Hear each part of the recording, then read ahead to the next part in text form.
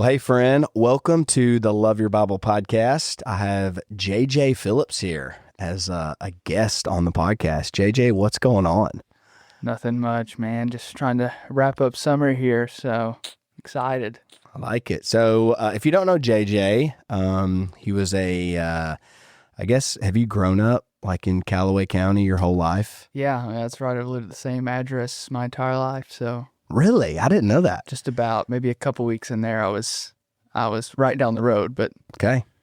Yeah, I like that. So if you go to Hardin Baptist Church, he has played on stage quite a bit, electric guitar in our student ministry. So when did you guys start coming to Hardin Baptist? so I think it was around January of 2023. It would have been my sophomore year of high school. Okay. Now going into my sophomore year of college. So Okay. Yeah, that's exciting. So yeah, I've got to know JJ through that.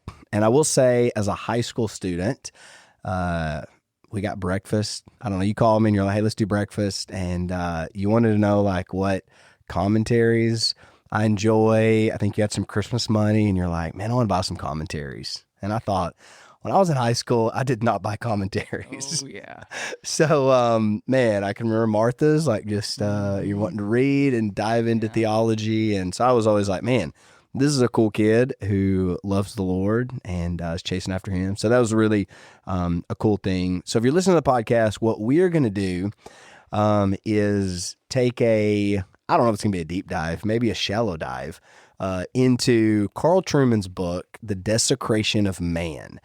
And so I think it'll be a fun listen. And how this kind of came to be is JJ texted me and was like, hey, could we do a podcast about all the books we've read over the summer? And we had a few guys who were going to jump in on this. And turned shout out Matthew Ashlock, Nate Wyatt. Not sure where you're at, but yeah, they empty chairs, right? yeah, Apparently she's they didn't right, read. too. Wow, just throwing everybody under the bus. Chris Lawrence, where you at? You know? But so we thought, hey, we'll still do a podcast together. And instead of all the books we've read, because I'm sure there's been 100 this summer, right? Of course. At least, we thought it'd be just better for you, the listener, to think about one book, because I do think this book is one of those very forming, shaping books and a really important one right now. So I think our goal would be that this intrigues you to read the book because it is pretty fascinating. I think he says a lot of stuff, that we just need to figure out in our own culture. And so that's why we're doing this podcast. So we really have no plan. We're just beside each other saying, or I guess across from each other, and going to try to figure out, hey, what did... So JJ, before we hit record, you were sort of rambling, and I thought, that's good. I'm just going to go ahead and dive in. So you're saying something about, as you read a book, you read a whole lot, but then there's like a part that sticks with you. So pick up from there what you were kind of saying about maybe what is the part of this book that just really shaped you, stuck with you, like, oh man, I'm going to take this and changes kind of the way I think. Man, that's a good question, because as well as the argument I think is laid out, and I think Trueman could really go into, five or six different books with some of his thoughts. And one of the many thoughts I've had and used since then is, and I've been thinking about even since before this book, is sort of the desire to overthrow authority in our lives, especially among this generation. And so it's what Trueman calls, the fight for personal autonomy, which is really what his entire book is built upon. Yeah. Yeah, and it's amazing, like, you think about, I'm assuming we say this generation, you're not meaning me. You're meaning more you, right? Yeah, of like, right. Not the That's old right. guy on the other side of the room. So yeah, I'm 43, a millennial. So, but it's interesting you say that, and it's like, it's so much of even reading this book of like, man, this was like what Adam and Eve did, right? Like it's a very old garden lie of we know best about who we are. Like part of humanity in our fallenness is we want to define ourselves, do what we want to do. And I think different generations didn't really have the opportunities or the abilities. You know, it's like, well, I'm a guy and I'm in the 1800s and I'm born in this farm. There's only so much I can do. Where I think what Carl Trueman is hitting at is now we actually have the ability through technology, through innovation, you can kind of live out the dream of mix and matching whatever you want with yourself. Absolutely. I think I was thinking about this at work the other day, just thinking about how sort of interesting this is. You know, if you go back 200 years and you think about, I think we hear it all the time. Gen Z, Gen Alpha, I think this is the generation after that, the most anxious generation, they say. And I've often wondered, is that because it's like the most measured generation for anxiety, or is it, what's the reason there? And then I got to thinking, you know, if you go back 100 or 200 years, I don't know, this might be an overstatement, but about, I think, probably 90% of the problems that our generation faces, they weren't there. You think about financially what we're giving our money to, you know, subscriptions. These generations, the older generations, didn't have any categories for gym subscriptions and Disney Plus and Netflix and car wash subscriptions and so on. They get you there. Yeah, and so on and so forth. And it really just, you know, it confuses people because you have all of these options right at your doorstep. And then, of course, in the age of social media, you have everyone telling you how you should or shouldn't be thinking and living. Yeah, and even comparing yourself to everybody else, it's like, oh, well, look at that. And I think even you talked about just being an anxious generation. I feel, as you mentioned, go back a few generations, like there's a lot less decisions you have to make. Like you don't have to figure out your own gender. It's just who you are, right? And so now it's like, oh, if I can be anything I want to be, then it creates a whole lot more anxiety because now I have every option before me. What are all the options? If I choose wrong, I think if you really settle into like, oh, no, there's some things that God has made me to be, and I can just settle in those and rest in those, then it adds where you don't have to self-determine all the things. You can just rest in, oh, these things are true, and I don't have to figure those things out, and, you know, I'm good with that. So I think just like, if you're like, okay, what are you guys talking about? Carl Trueman's book, The Desecration of Man. Let's just go there first and kind of think about, what is this book? Why did he write it? What's his thesis? What is this? If I said, JJ, what is this book about? What would you say that Carl Trueman's book, Desecration of Man, what is this book even about? Maybe we'll kind of start there.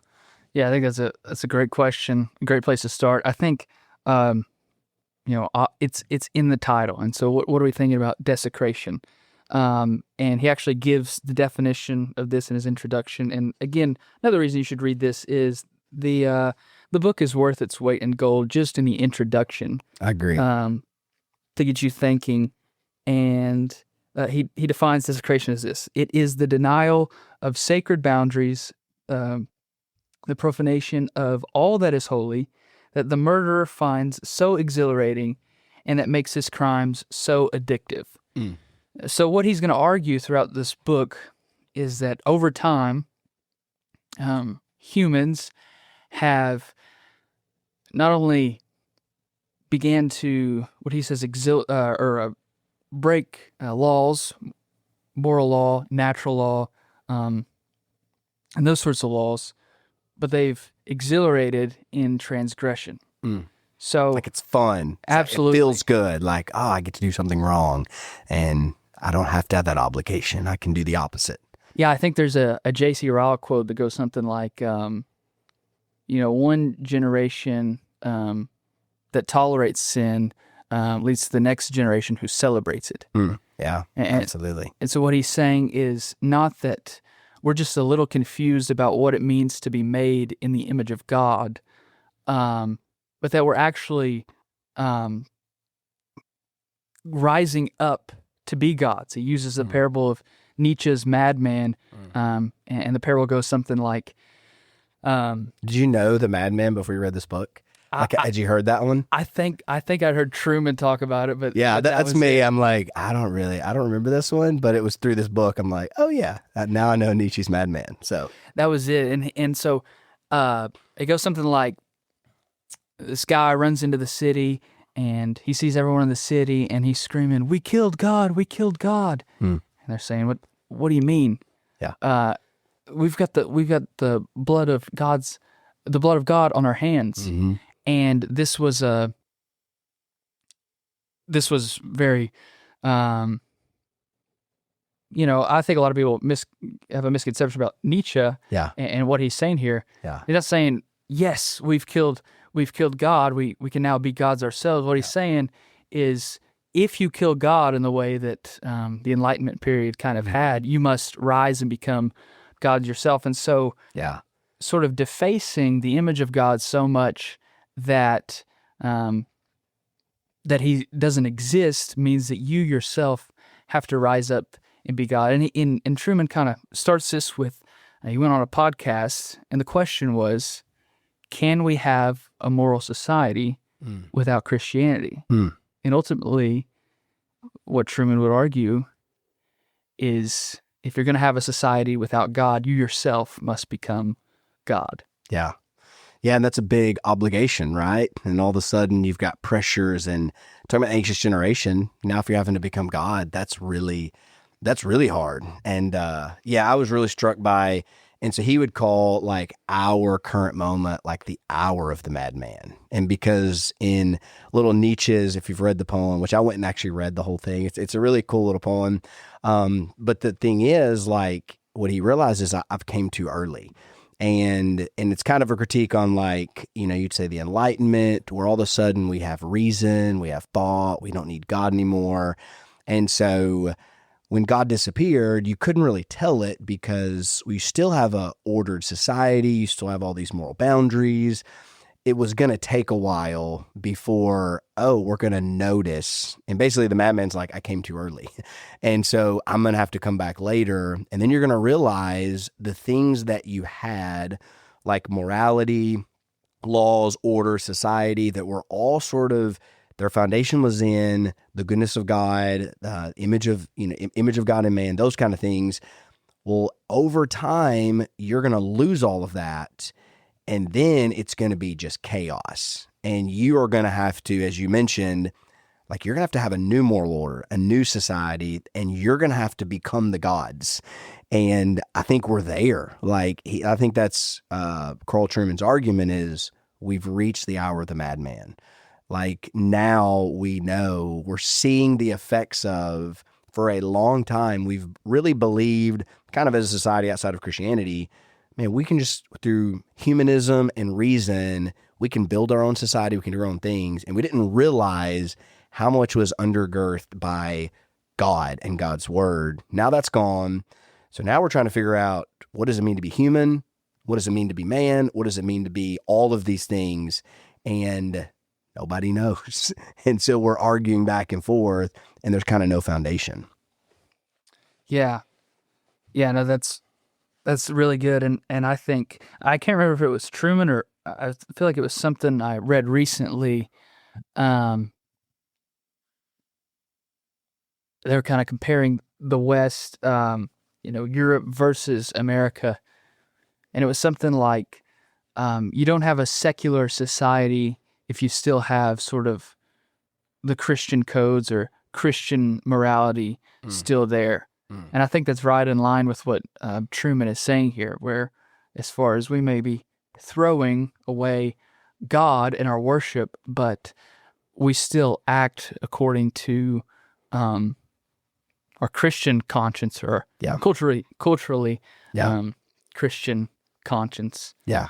Yeah, it's like the, I'm sure if you're a listener, you might have heard of like the cut flower, where it's like, we are like a cut flower civilization, meaning that, if you have a rose, right, and you cut a rose and then you put it in a vase, it's still going to look pretty for a while. But eventually, if the flower is cut from its roots, it's eventually going to wither and it's going to fall. And so I think what we are experiencing right now is there are so many things in our society that are still good and right. And it's because there was a great root of Christianity, root of, we believed in God and we walked with the Lord, all those things. And it just had an effect on society where, man, what is like, you think about, you go back to like the Roman days, it's like, generosity and self-sacrifice and being servants and like none of those things were values. They were all values that Christianity brought. So now we're a people that love and sacrifice and all those things seem good to us, but we have a cut flower and eventually love is going to be different now. And self-sacrifice is going to look different now because if there's no God, then why be self-sacrificial? Why not be about yourself and and you're kind of seeing this. We have values in the West that we cherish and love, like generosity and things like that. But if you don't have God, there's really not a reason for those things. And I think we're kind of seeing that kind of play out where the flower's starting to wither because we don't have roots anymore. Yeah, I think that gets right into the autonomy sort of argument there. And one of the things I wonder is, I think sort of, do you see this in, I don't know, maybe celebrity culture where the celebrities will maybe accept the moral claims of Christianity, but they don't like the truth claims. And I feel like that's sort of outdated compared to the cultural moment that we're living in. Yeah. No, I would agree. Yeah, 100%.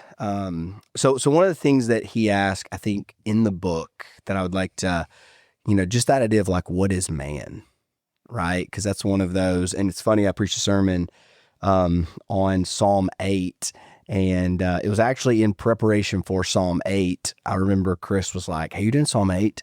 And he's like, you got to read the Desecration of Man. So I actually read the book in light of the sermon. And because it's amazing, because in Psalm 8, the psalmist says, what is man that you are mindful of him? It's just really kind of a commentary on Genesis 1 and 2. And so now Psalm 8 is sort of that picture of, okay, what is man? What does it mean to be human? And I think what we see is that's really the question that we're asking now.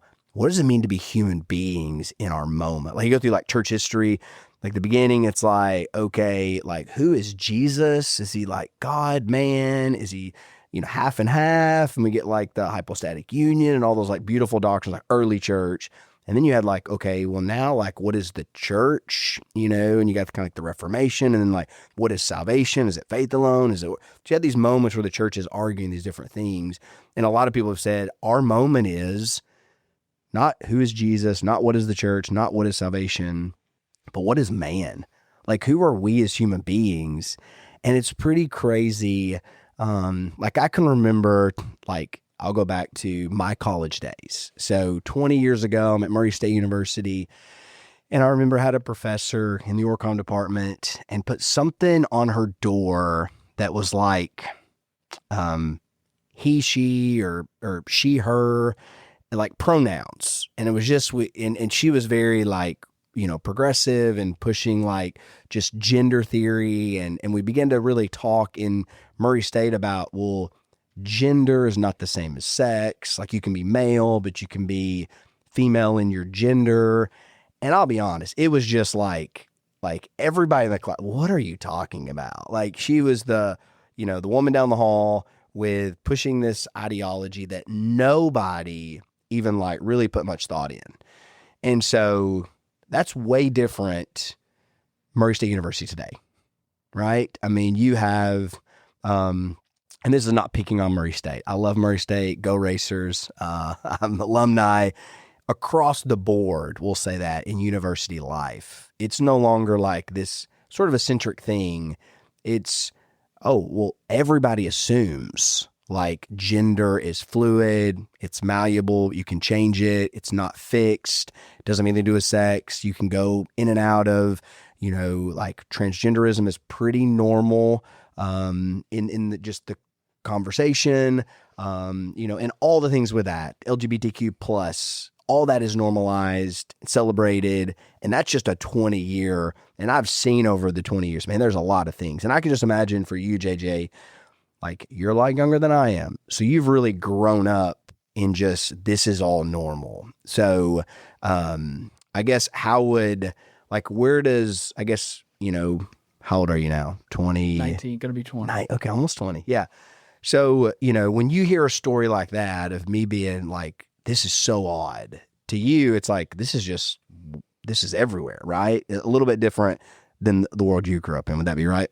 Yeah, that's spot on. I think, I mean, I remember I was in third grade when Obergefell was overturned, and since then, it's just kind of, you have to accept your fate, and this is the way that things are going to be. And so I could remember just that being all around me, even in high school. I think what's interesting about that is sort of, for us, we didn't see the way that it worked up, like you probably did, and you didn't see the way your parents' generation did through the sexual revolution. It was just kind of there, and we didn't know how it got there. It just sort of showed up. Yep. Yeah, very, very different. And I think I would say both of us are Carl Trueman fans. Would that be right? Absolutely. There's another book called Strange New World. Yes. And that's another one, if you're listening to this, and like both of those books, I think are like every Christian should read them, because what Carl Trueman does in Strange New World is really helpful to see, like, how did we get to the point, and I think even says in the book, how do we get to the point to where it is normal for a guy to say, I'm actually a woman. Like, that's normal for us to hear. We're like, if you told your great granddad that, he would not even have a clue what you're saying. Like, what do you mean you're a man who actually you're a woman? Like, that doesn't even make sense. It makes sense to us.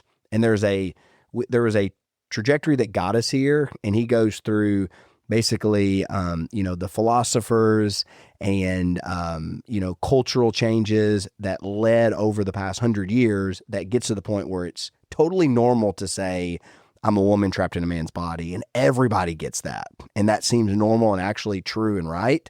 And just that whole switch of what you've been talking about, autonomy, I think it gets to like how we define ourselves now. And it's really, man, it's about our feelings. It's about, the truest thing about me is how I feel. It's not who I am, and I think you'll give the example of, going to like, say 30 years ago, if I went into a doctor's office and said, hey doc, I think I'm a woman. Well, the doctor would say, well, okay, Kory, like clearly you're a man. So there's a problem with your mind. So we need some counseling, some therapy. We need to take your mind and align it with your body. Now, if you walked into a doctor's office and said those same words, the automatic assumption is, oh, well, you are a woman, and we need to change your body to match your mind, because your mind and spirit, that's who you really are. And it's just a very different, place we are now. And it's because objective truth doesn't matter. Reality doesn't matter. We have believed our feelings and desires are the truest thing about us. And so then you get into the biblical narrative of, I don't want to do that. I don't feel like that. I don't, and it's all of a sudden, well, you don't have to do any of that, because you're just whoever you want to be. And that's very hard, like to follow the Lord, because most of it is, hey, crucify your desires and follow me, right? Yeah, I know. That's exactly right. I think one of my favorite lines in the book, and I think there's somewhere else that he says something similar to this, but it goes right along with that. On page 88, he says, sex is now something we are before it is something we do. And right before that, he gives the example of, someone identifying as, being LGBTQ. Yeah. And I think he specifically says, someone who identifies as gay. Yeah. And what he says is, they might have not even acted in such a way yet, but they already identify in that way. And what's fascinating about the book is if you follow that, what happens is the thing that we're so flippant with, and what's really desecrating us, i.e. our sexuality, is actually the thing that we find most sacred to us, in a sense, isn't it? Because what we identify with and how I want you to view me is the very thing that, we're throwing out in the streets, and the thing that was supposed to be sort of veiled. Yeah, it's very interesting, because I think, to your point, like he mentioned something of if you want to see what culture, if you want to see what's most sacred to God, see what is most desecrated in culture. And it's like, man, you look at sexuality, like you've got, and your point, we want both of them. We want it to be who I am and this covenanted sacred thing. And we also want pornography. And it's like, well, you can't really have both of those, right? Like either it's this sacred, beautiful thing that is the deepest, profound things about human beings, or it's like this thing that's just filthy on the internet. It's like, it's hard to have both. And I think that's where you see, man, when we desecrate something, especially as a culture, it's probably because something is very sacred. And I think you think sex and sexuality and the act of sex, like all those things are, man, it's all covenant, right? That's supposed to be one man, one woman for life, practicing this covenant together. Man, let's take all of that. Let's rearrange all of that, because, and I think this is what the book does a good job of. And so one of the things that he kept saying all the way through the book that I just remember kind of hearing, and I would listen to it and be like, he kept repeating this thing of God has created us with limits, obligations, and ends, and just like repeated that. And I think what his argument is when it comes to our culture and our moment, we hate limits, we hate obligations, and we hate ends. We don't want anybody telling us I have a limit. So, but part of it is we do have limits. Like, I'm in a male body. That's my limit. I am a male. I can't change that. I can't, I can try, but even like Mola and other people will say, like, I can rearrange my body however I want. And when I die 200 years from now, they're going to dig my body up, do an DNA test, and say he was a male, right? I can't change that. It's part of my DNA. It's who I am. And so there's limits. I can't have a baby. It's just a limit, right? So either I'm going to get mad at that, or I'm like, no, that's fine, because God's made me a certain way, right? And then obligations, that actually in scripture's obligations for like husbands and wives and mothers and fathers, and wherever you like, there's obligations before God, but we want to strip all those away and say the only obligation I want is the one I give myself. I don't want anybody telling me what to do, right? Which goes to autonomy and the idea of like ends or purpose. Like, we don't want teleos, we don't want purpose. We want to define our own. But then in defining our own, it's really not a purpose. And then we're empty and anxious and depressed, because again, to the point of Nietzsche, it's like, when you get rid of God, you make yourself God. And guess what? Now you're serving yourself. And at the end of the day, you realize like, oh, this is all a sham, right? I've thrown out the greatest being in my life, who is the Lord.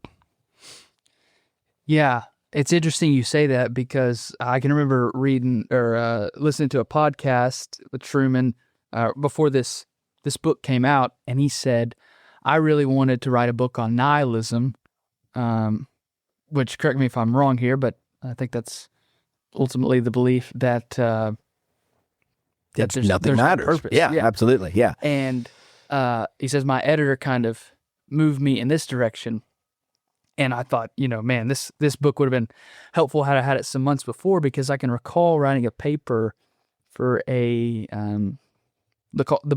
class was called Religion in the Public Square. And what I wanted to argue in there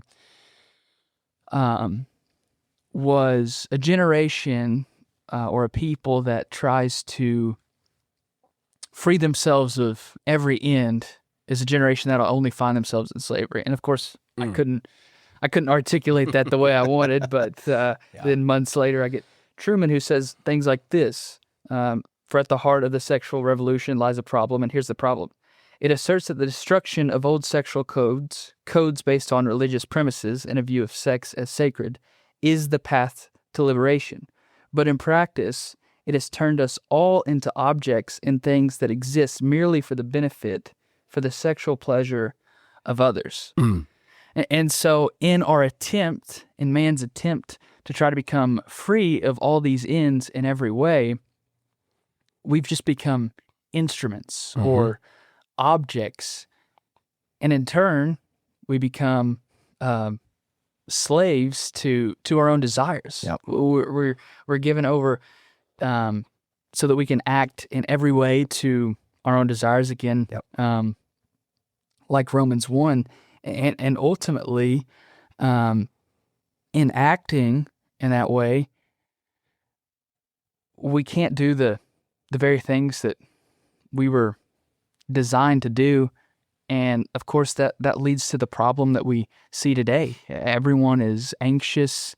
No one knows who they are. No one knows what they're supposed to do because they've overthrown every design that was for their good by God, and tried to become gods themselves. Yeah. No, that's so true. And even with like sexuality, then you become, it's all about like objects and using one another, and even you can take that into, a Christian marriage, right? I mean, this is not, I think we go to like, LGBTQ and like people sleeping around. Like this can also affect, like maybe you're a husband who views, you haven't even like really thought about it, but you've just been swimming in the culture. It's just, what you follow on Facebook, you're just watching it's just like, this is, my wife exists for my gratification, for my, this is what this thing is. Instead of, you think like, man, 1 Corinthians 6, or 1 Corinthians 7, Paul would talk about, hey, there's this beautiful gift of sex, and it's not to take, it's to give to one another. Like it's this conjugal right that you are to give to your husband, you're to give to your wife, and there's a celebration of that. But it's a celebration of a covenant relationship, right? You're reenacting the covenant when you practice this. You're giving yourself, you're not taking something. And that's why it's supposed to be with marriage. There's vows around it, right? There's promises made where you're not taking something, you're giving something. And it's beautiful and it's sacred and it's going to fulfill and satisfy. But the moment you start thinking about it as, well, this is something that's like, that I should get, and this is my right, and this is because she's an object or he's an object, then it makes it to where it's actually not sacred anymore and it's not fulfilling anymore. And what you're trying to get from it, you can't get, and it's like, that's where we throw out God's provision and God's ways. We're left unsatisfied. We're like the people in Jeremiah where it's like we're digging out cisterns, but they're broken and they can't hold water, and we're thirsty. And there is a fountain of living water that God has given us, which is Him and His ways. And if we'll actually do that, then we can be satisfied and have our thirst quenched. And so I think that goes for, man, all of us, so if you're listening to this podcast, you're like, well, I'm a believer. Like I know what man is.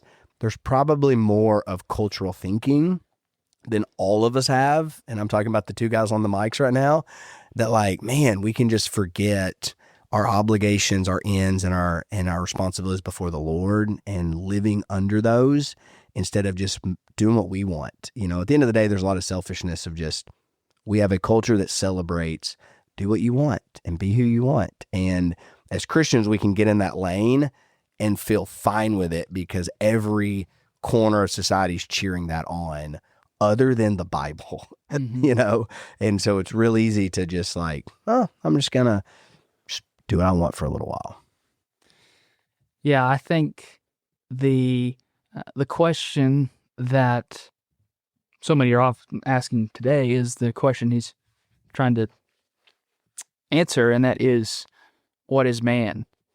And I can remember there was sort of an existential crisis I was wrestling with myself this spring, sort of asking, well, okay, I'm about to be 20 years old. What does it mean for me to be a man? What does that look like? Yeah. And I think ultimately the answer, the place we'll go to look for the answers or pop culture. We see a rise in good, healthy masculinity. You see people advocating for patriarchy and conservatives, saying that's good, and then you have other people on the other side calling out, saying that's toxic masculinity. Yeah. I think the solution is rather than starting with anthropology, that is the study of man, we should start with theology. Absolutely. The study of God. And even my own views of this have sort of been parsed out and I think helped in recent months when I've thought about complementarianism. Okay. And so, one side is it seems like, again, was it Plato that said, or Plato or I think it was Aristotle said, between every ditch, the two ditches, that's where you find the virtue. The vices are on each side. And so I think rather than so you got egalitarian versus complementarian. Yeah. Like these are the two sides arguing for one's right, one's wrong. This is why. Well, I don't think those are the ditches. Okay. I think that's the language we're using, but I think the ditches are patriarchy on one side and egalitarianism on the other side. And I actually think Denny Burke's recent book, Mere Complementarity or Mere Complementarianism. Okay. And this has been super helpful. Okay. So he's is it like a play on mere Christianity? Yeah, that's exactly right. Okay. Yeah, he's just saying, here's what it means to be. You can hold to more. You can be even more strict on some of these things, and maybe call yourself a complementarian. Okay. But this is what it means. Not just this is the bare minimum. Okay. He's saying it's not this plus everything else. And so, what's been helpful is, as I've heard more people say, we need to go further with these things. Okay. And other people saying, man, that's completely wrong. Even as I think about, the things going on in SBC politics. Yeah, absolutely. Yeah. Is like, can women preach? Yeah. Right. All those things. Yeah. Yeah. It's not that men and women are the same. God has designed them differently. Yeah. And it's not that God has designed men to domineer over women. It's that he's designed both of them to act according to his cause. And the culture is going to tell you one or the other. Absolutely. And the answer comes from, well, what does the Bible say? What is how did God design man? Yeah. Who is God? And so I think that's where we really need to lean into our theology before we go into sort of cultural philosophy or cultural anthropology. Yeah. Yeah, no, I agree. I think an understanding of true image of God, like what does that mean? And I think, just really for Christians to know what Genesis 1 and 2 teach, and I think this is totally side note, but, there are like, churches and believers who are like, man, we don't need the Old Testament, like just New Testament. It's like, well, how do you deal with like who we are as human beings if you don't have the Old Testament? Because like you really talking about throwing out the baby with the bathwater. If you're just like, well, the Old Testament is just like, just read it for inspiration. It's not, wait, hold on. How do we know who we are as people? It's actually built in Genesis. If you don't know Genesis 1 and 2, if you throw that away, you are just utterly confused in our moment and culture. And so I think like we need to be very careful. You need to interpret the Old Testament correctly. Yes, Absolutely. We don't come to God through laws. But man, like the Old Testament informs us who God is, who we are. And if we miss that, and even Genesis 3, like if you don't get those 3 chapters, you are doomed in your Christian life, But I think, what Genesis 1 and 2 would teach is, man, we are equally different, right? We're equal. We both, male and female, bear the image of God. So if you're a female listening, you're an image bearer of God. If you're a male listening, you bear the image of God. But you also bear the image of God in different, unique ways. And you have different roles and responsibilities as a woman and as a man, and especially highlighted in marriage, which is this beautiful place where, man, almost like the image of God is like magnified, where you have these two creatures, male and female, in marriage who actually have this dance where they live out the story of Christ in the church, right? The whole, like, Paul in Romans 5 is like, let's go back to the Old Testament for a minute.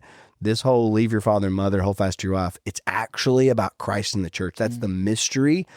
And so all of a sudden, if like you go complete egalitarian, you don't even have a picture to show anybody, because it's just like you're basically saying Christ in the church can do whatever they want, and whoever leads whoever, and you can just pick and choose. And Paul's like, no.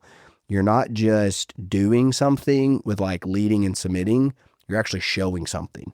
You're showing this beauty of Christ has a church, the church has a Savior, and here's how this dance plays out. And so I think really understanding who we are as men and women, and like the other place it shows up is in the church. Like there are real in the church, and there's a few things that, okay, God has, for his good and his purposes, reserved. I think we would both say that, like, elder pastors, that's a role that men only can have. And, the preaching, teaching role of, in a local church as a pastor, like that's reserved for men. And we can kick against that and be like, no, I don't have limits. Well, these are good things that God has made in us as human beings.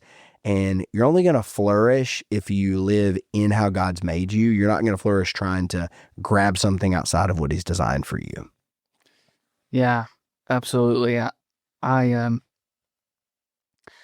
encouraged by the thought of you're being made in the image of God, because we get to act like God. Wow. In Gentry and Wellham's book, God's Kingdom Through God's Covenants, they have a little section on what does it mean to be... Little section in the big book. Yeah. And this is the abridged version too, so it's a little section on the image of God. And we're talking about David, and they're talking about Adam and Eve in the garden. And they say, here's a lot of what they think are misconceptions about what that means. And they get to a point, and they sum it up in just a couple of sentences, and they pretty much say it just means to have kingship in the way that God does. I mean, Yahweh commands Adam and Eve to work and keep the garden, and I think that's an encouraging thought, especially as we reflect on our union with Christ. Yeah. Like we're fellow heirs with him. That means we actually get to rule with him. We get to be kings with him, men and women. Yeah. And all those promises to Christ are promises to us. Absolutely. Yeah. No, that's super good. And man, you think about image of God, just that language, like how many books? I mean, it's, just that little phrase. There's so much to unpack and unfold. And I think it's like, why run outside of that and try to build identity? Man, build it on that. Like, I'm an image. And I think it also, it makes us view everyone else in the right lens too, where it's like, hey, we might completely disagree. You might be different politically than me. You may be different in, your ideology or, how you're acting but every single person, no matter who they are, they're an image bearer of God. And so they have value, dignity, and respect from me just based on they're an image bearer of God. And so it really, if you have people like Christians who believe in the image of God and then treat people poorly, you really don't believe in the image of God. Like, it's like you're saying a thing, but you're not actually living it out. It's like, no, how do I treat my enemy? How do I love them and serve them and not look down on people no matter where they are in, just their thoughts and beliefs? It's no, they're an image bearer of God. They have value just because, man, they're a human being. And I think that's that foundational, like, what does it mean to be human? And that's right at the core of it. And then you mentioned about like, okay, we have things that we do, right? Like we work, God put us in, man, we take, and I even love like the language of Genesis where it's like, J.D. Greer would talk about that idea of like subduing the earth. He would talk about, we're not park rangers, we're gardeners. And so like a park ranger, the only goal of a park ranger is to keep Yosemite just the way it is. Like, don't mess with it. Don't trim the bushes. Don't fall a tree. Do nothing. Keep it just like it is. And God didn't make us to be park rangers of the earth. He made us to be gardeners. What is gardening about? Take all that I've given you and till it, turn it, twist it, make it better, make it more productive. That's what a gardener does. And so we as people, we don't have to just be like, man, I'm just going to like sit around and do nothing. No, we get to take our gifts, our talents, our little piece of the world and cultivate it, subdue it, twist it, and make it that much better. And that's like, that gives us great teleos, right? Purpose, where I get to push the kingdom of God a little bit further by my life, my activities as a worker in God's creation. So it's not just like, okay, I bear the image of God, but also it's giving me something to do. And I get to live that out, whether I'm single, whether I'm married, like I am called to work in the kingdom of God, which I think is like just so cool. Yeah, no, that's super good. I mean, the New Testament as well as the Old Testament sort of gives us that sort of paradigm of how to do that. I think the problem with, going back to Trueman a little bit here, is we turn all the subjects, that's the person, into objects, then we're not treating them in the way that you pointed out. And I think to another point, we sort of miss our teleos. Yeah. We're so caught up in our desires that we've forgotten to work and take care of not only the earth, but what we're supposed to fill the earth and subdue it with, and that's human beings. And I think that's another interesting point in what I've seen in the cultural shift of personal autonomy. I can remember probably a couple of months ago, I was thinking a lot about Jacob and Esau. Okay. The story there. Yeah. And I'm thinking, why is Isaac, he's in the house, they're blind. Jacob and Esau both still seem to be, they're like grown men, but they're still at home. What happened here? Why are the patriarchs, all the family, they're still together? And you think about around the world, families are together even to old age. And I thought, man, that's interesting, because it seems like in our Western culture, we get to a point where we've become autonomous, and now we can do whatever we want. We don't have to take care of anybody. I was listening to or rely on anybody. Absolutely. Yeah. I was listening to a podcast. I think Jen Wilkins got a book out on aging well in an anti-aging world. Yeah. So Katie's reading that right now in a little book club. So she just got in the mail like 2 days ago. She was like so pumped. I want to read it. Yeah. You can be in her book club. All right. I'll have her invite you. both days that I'm still here. But even thinking about having grandparents now that having to take care of, and very helpless. And what's convicting to me is now I'm getting to an age where, man, I'm free to live and do whatever I want. Yeah. And the culture is going to say, hey, go be your own boss, go do whatever you want, rise up, be your own God, be free, be autonomous. And God says, go take care of them as they took care of their children, as your parents took care of you.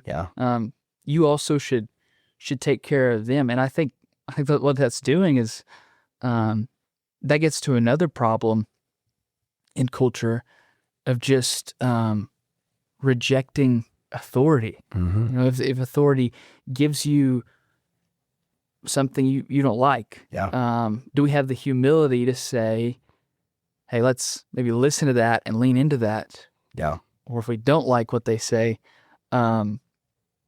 reject it and move in a different direction. Yeah. Why? Because they're impeding on personal autonomy. And I think that especially applies to Christians.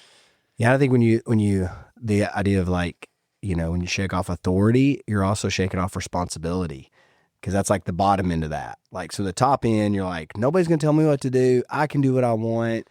Well, then also on the other end, you're shaking off responsibility, because it's like, you're also saying like, well, I don't really owe anybody under me anything either.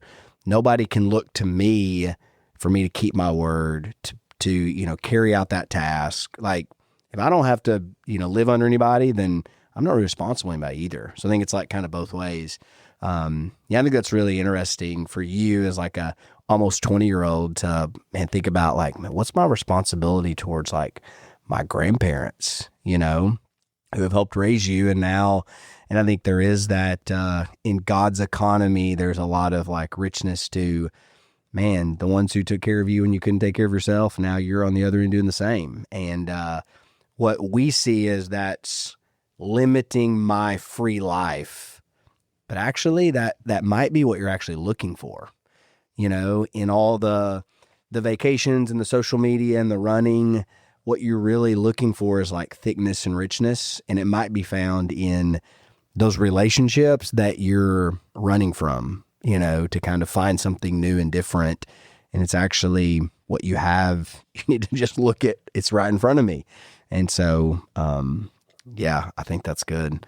Well, man, I think we got about 10 more minutes. So we're pushing an hour, and I feel like most people are like, dude, after an hour, I'm out. So, I would love to get like just, JJ, rapid fire, some things from the book that you just think of, like, okay, we got 10 minutes. Let's think about just, what are some things that we haven't talked about, some things that you felt like, man, I want to hit these. You're the ones with the remarkable notes over there. So I just want to make sure you get all your stuff out there. So, anything else that you feel like, man, let's rapid fire these few, cause if you're teasing out the book, he goes through like, how this affects how we die, how we reproduce, how we view sexuality. I mean, just a lot of things that, man, I didn't really think a lot about. Just even like one of the things that was, okay, I'll go one, funerals. Like, did you read the chapter about funerals? Yeah. And it's like, I was like, oh my goodness. And the idea of like, and I'm not like saying this is all wrong, but he just really asked questions about most of our funeral services. They're not funerals. Yeah. They're celebrations of life.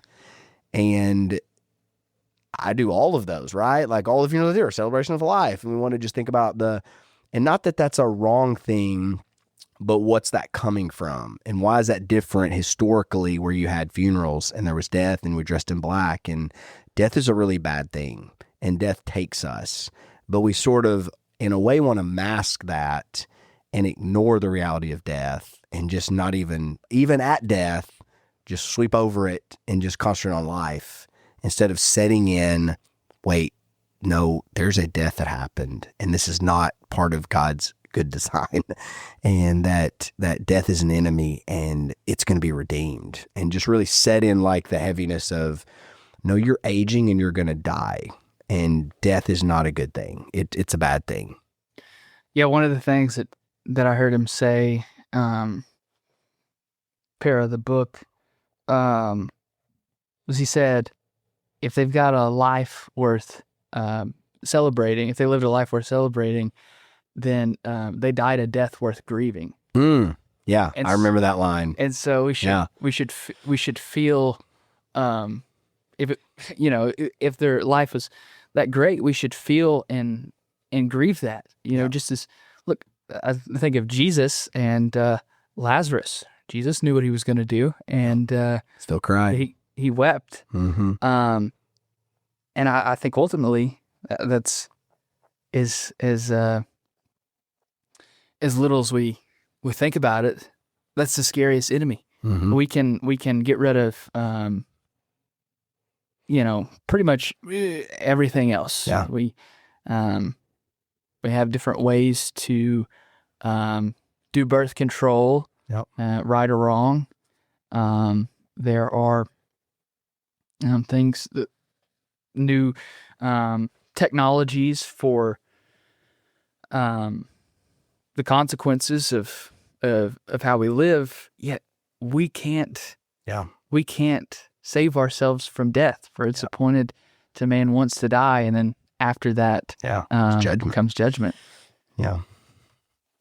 I think that's good. So mindless funerals. What do you have? Is there another one that kind of, man, when he said that, it's like, ooh, I hadn't thought about that. Or anything else you feel like from the book that you'd like to share with our listeners to pique their interest of? And honestly, if you're listening, this is not a hard book. It's not like, it's very accessible. Like, you're going to read through it and maybe not understand everything. Like, we're doing like Marxists and Nietzsche and Freud, and they're like, I don't remember all this, but he really sums it around and makes it very practical. And I thought it was a pretty accessible book for any Christian to grab, thumb through.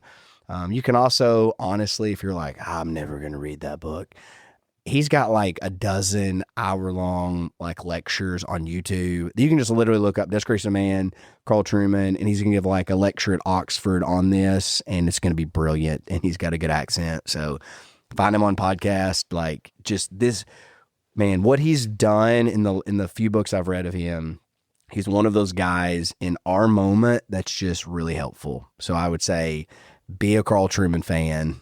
And of course, I never wholly just like endorse everything anybody says. Mm-hmm. It's like, well, Carl Trueman, okay, maybe he had some crazy views, but I'm saying, like, as a whole, his books and thinking is just brilliant. And man, I would love for everybody to be more of a Carl Trueman fan.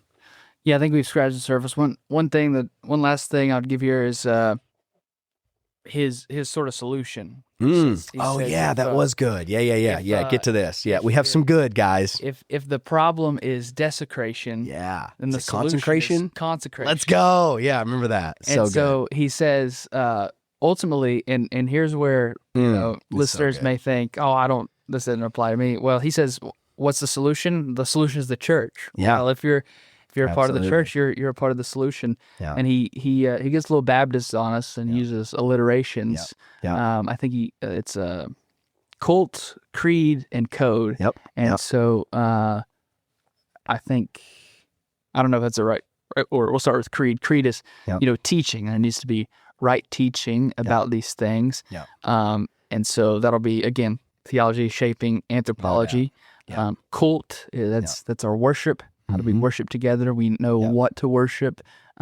He talks about liturgy and having a sort of a kind of routine for life and worship.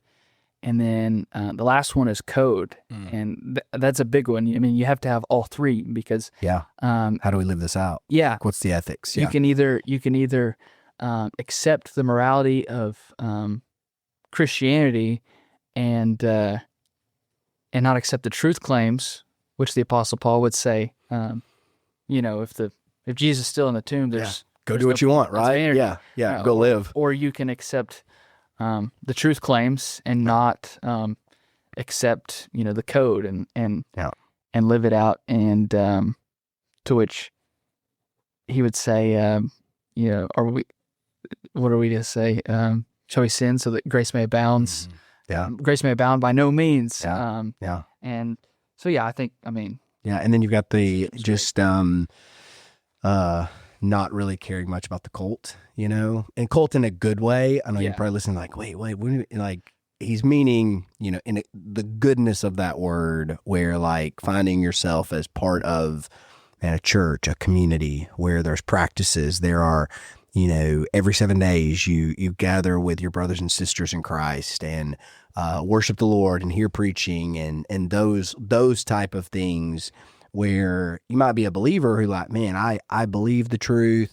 I'm living out the truth. I just don't need anybody to do that with. I don't need I download an online sermon every once in a while and I kind of do my thing. And man, that's going to last a little bit, but eventually it's not going to, because you don't have a people that you're actually, Christ created us to be the body of Christ and we need each other, right? I mean, even like think about, in 1 Corinthians, like, man, some of you are like a shoulder, some of you are an elbow, like you need each other. There's a mission to fulfill. You're part of the body of Christ. It's a embodied experience. And so I think you need all of those things. And so I think it's really good to make sure and pivot to, here's the problem. And just kind of summary, man, the desecration of man. Like when you look at what God says about us, the things that and I don't want you to like end with like, oh, we're picking on a certain, like God has, when he made human beings, he made us engendered human beings, male and female. That was God's idea. He created marriage, about a man and a woman, to be faithful to one another for life. He created sexuality to be a covenant celebration that brings about offspring. These are all God's ideas and blessings for human beings. Every one of those is desecrated by our culture. Like gender is desecrated, marriage is desecrated, sex is desecrated, and kids are literally desecrated. I mean, killed in the womb. Like you can think about all these things that we see, just the desecration of man. So, and it hasn't worked. Like we're not a culture that's thriving in these things. We're drowning in these things. So I think his call would be, man, if you're a believer, like, man, be about consecration. And I think, and he mentions those like alliterations, but I think it starts with being consecrated to God, right? Like, how do I bring myself to say, what is man? At the end of the day, I'm yours, God. We did a little devotion today on our all staff from Psalm 24 and Psalm 27, and the idea of like, seeking the Lord's face. And he tells in both of those Psalms, actually in Psalm 27, the Lord commands, he says, seek my face. And then David says, with my heart, I will seek your face, Lord. And it's like, what does it like to seek the face of God? To be in his presence, to be in his favor, to be in his pleasure, like seek him for relationship. At the end of the day, what does it mean to be man? Man, it means to be in relationship with God. And if you're not consecrated to the Lord, just like you brought up, if you're not consecrated to God, you're going to become God. And the problem is you're a really bad God. And you will find you're not that great to worship. And you're just, man, I'm not that great, right? We all know that. And so if you are the most important thing in the universe is pretty terrible. But if God is the most important one in the universe and you're seeking him, his face, his presence, you're going to find yourself in your proper place. What do you think, JJ? I feel like that's a wrap. Yeah, man, thanks for doing the podcast, dude. This has been fun. Thanks for having me on. It's been a blast. Yeah, heck yeah. We said at the beginning, maybe nobody even listened to this, but it'll be a fun hour-long conversation 100%. Between us. So, and we got to throw people under the bus who aren't here. Yeah, so that's fun. Absolutely. So we'll see. I know that there are dozens who listen to this, and they'll. That's right. Dozens and dozens, at least. Yeah. So, well, man, good luck. So you're about to head back to Southern Seminary. You're at Boyce College right now, correct? That's right. Yeah. So what's JJ's future plans? Can you share that with the good folks of the Liver Ball podcast? Yeah, absolutely. So, like Kory said, I'm at Boyce College and Southern Seminary. So doing the 5-year Bachelor of Arts, Master of Divinity program there. So Moeller, if you're listening to this, leave a review how JJ did. Yes, and please give me a few dollars off my tuition. And also a member at Long Run Baptist Church in Louisville. Is that the church with the crazy pastors? That's it. You got it. Shout out Robert Rose, Aaron Thompson. Oh, man. Wow. Is Aaron Thompson one of y'all's pastors? Like, is that legit? I know. Wow. It's unbelievable. Yeah. But, loving being up there and getting opportunities to serve and teach and honor the Lord in those ways. And we'll see how he uses them in the future. Yeah. Well, that's awesome. Well, man, from like a high school kid that wanted to get breakfast and talk about commentaries, definitely proud of you, man. Excited just what God's doing in your life. And, super talented. Got a lot of, yeah, the Lord's going to do some great things in your life. And so just keep following him. And man, be encouraged to have him on the podcast. If you've listened all the way through, thank you. We're excited. Hopefully, these are going to come out more regularly. So I feel like I say that every time we do a podcast, and it's like 6 months later, we do another one. Hey, it's we did one today. So enjoy. And until next time, keep loving your Bible, because when you love your Bible, you will serve the Lord, love others, and live a life that matters.